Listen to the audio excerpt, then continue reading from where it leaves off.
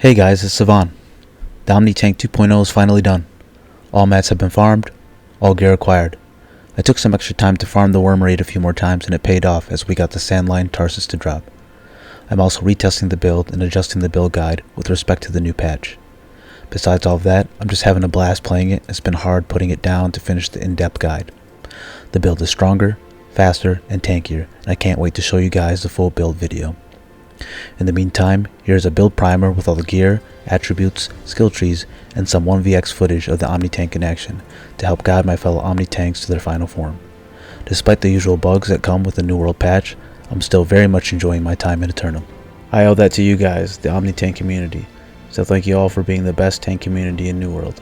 The amount of positive feedback I get in-game and in the comments is pretty awesome, and I appreciate you all.